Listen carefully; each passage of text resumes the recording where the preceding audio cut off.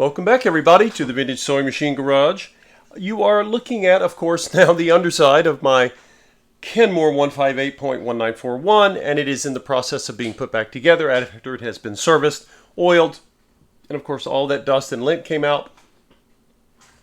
Now, a couple other things I had mentioned to you all earlier. Remember, I was showing you the deck for the sewing table and places to lubricate. One area that I wanted to also add to something you can do, and again, this is something you may not need to do once you do it for a decade or more. There is, when you look at this piece, there's a little black metal, I call it a tensioning clip type device, and that device works so that when you put your little bobbin access lid back on the very end, oops, there is a piece of aluminum. Thankfully, it's not plastic. Okay, and so when this piece sits down onto the deck, right, this tensioner basically, once you press on the little button to reinstall it, it's like, oh, it's there. But then what about on the right? You heard a little clicking sound. What you heard was that aluminum knob clicking onto this little clip. And again, this clip, like many of the areas I'm showing you today, this is not, please do not oil this every time you sew a project. Oiling a vintage sewing machine is not that time intensive or onerous. Again, this is an area, I put 1 drop of oil right here. That's it. And again, that should suffice for quite some time. The other thing I wanted to show you is on the little bobbin access door. The tray, which I'm about to put back on, of course it has this little door that covers the bobbin area, and then you flip it down when you are ready to sew, to access your bobbin. And then this is the door you have to flip up. Some people don't, but I suggest people flip it up, mainly because if you forget and you go to take the deck off, you can pull this little door off with it, because again, you may not be aware of that. Now underneath here, see if I can show you. Again, we have a little tensioning piece of metal here, and it's like a tension, I call it a spring, but it's really a little tension clip, right? And it pushes down, and this door rides on a little shaft, a little baby shaft right there. Right there. Okay? And that's what it turns on. And it kind of helps it stay up, right? So it doesn't flop down on you. It kind of it tensions it. You can turn it down or up. It's kind of a little clever piece. And again, you could put a little dollop of grease there, but I'm just going to put 1 drop of oil. I suspect it still has some of the grease from 1975. So let's just put 1 drop of oil right there, and that's it. Whoops, I got some on my hand. I got a little too much there. It won't hurt the machine. Again, we just want to I'll mop that up so we don't end up with another dust magnet. Now, that's it. Again, you do not have to do this all the time. The door was flipping fine, okay? So maybe I'm being a bit overly retentive about such things, but I really like to know that it's been done, and it shouldn't have to be done again for a very long time. So anyway, that is essentially that. Now let's see about getting the tray back on. So again, we're going to take the tray, we're going to flip the door up like this, right? And now I'm going to take the tray, and how are we going to get this on here? First of all, you'll notice I'm resting the machine on an old just a wadded up clothing here, but I actually want to get the machine up a little bit, and I need to do that, and I'm just going to do it with my hand, because if you try to put the tray on when the machine is at an angle tilted toward this table that it's sitting on, you're going to have pressure. It's not going to want to go on easily, okay? So what am I going to do? I'm going to prop my machine. In this case, I've just got my little brush handle here, okay? I'm going to prop my machine up there, right like this. Make sure you can actually see what I mean when I say right like this. You see what I did? I just kind of shimmed it, so now it's, what is that? I don't know, 1/2 inch, 3/4 of an inch off the table. I'm still resting the back of the machine, right, in the back, but I have this little pan back a little bit here so you can see, right? So the machine, the back of the machine is got a rolled up pair of jeans there, and then I have this little brush. What that's going to do is it's going to give me some space, working space, to make this easier. This is important for this aluminum tray and especially with the plastic ones. So how do you line it up? Well, we know that there's 1, 2, 3, 4. Let's see, 1, 2, 3. Yeah, there are 4 holes for the feet, right? Now the 5th foot, the 5th foot, which is way over here, it does not go. Wait a minute. Yeah, it actually doesn't go through the tray. Okay. Now I'm going to take it and I'm going to simply look to, this is one of those areas. And now be careful. Remember the little door? I just told you to flip it up. Maybe it's going to be a little easier for you to flip it back. You don't want to get it hanging up on you. So what am I doing? I'm trying to find a way to get the tray to line up with all these little feet holes. Now, you notice I'm kind of wiggling it. See, okay, I got this one. Do I have this one down here? Well, let's make sure that the machine is up. What are we doing? Okay, now it has started to go flush. Now, unlike those with the plastic tray, right, when I can take it right back off again here, because it's this area here. I'm going to see if I can move my camera a bit for you or move the machine. Let's try that. Right here.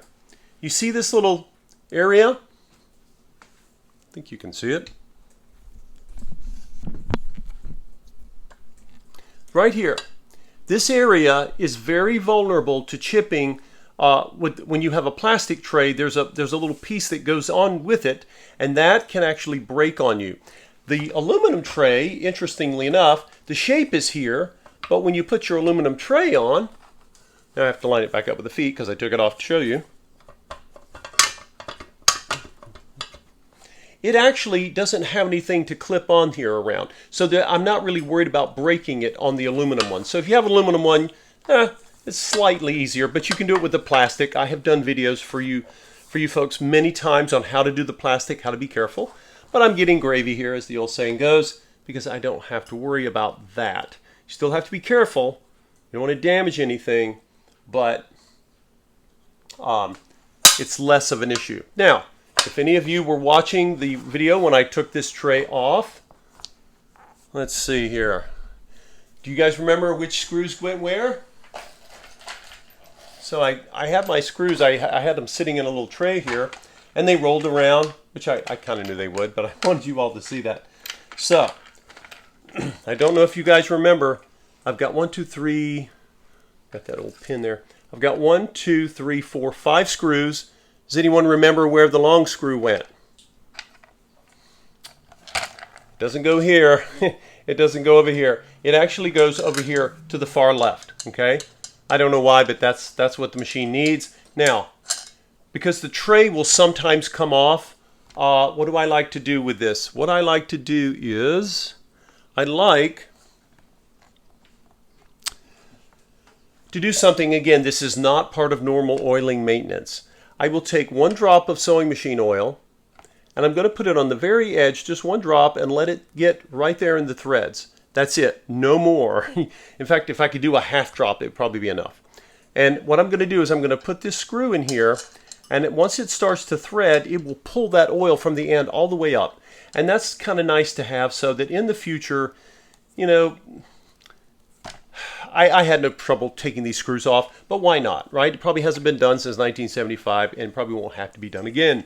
But I'm going to do that for the others. Now, you'll notice that as I start to put the screws in, I did not tighten that one on the left right away, and I don't want to. It's the same rule that applies to anytime you have multiple things to attach something with. In this case, these are metal screws. We have multiple points. You want to get them started and kind of let all of them sort of get tightened, all sort of in. When I say in unison, obviously you're not tightening unless there are 5 people there doing it. I mean, you do a little bit at a time, and you kind of go around, right? So that every screw gets a chance to kind of start to get tighter and tighter, or more snug. I don't like the word tight. Tight can get you in trouble here. And what you're basically doing is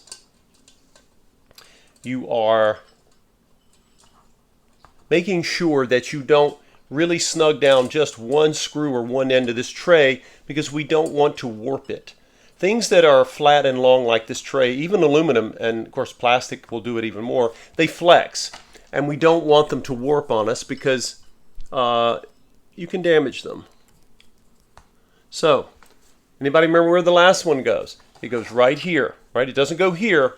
This is a spot that should have a piece of rubber here. I'm going to look for a little washer I can maybe put on there.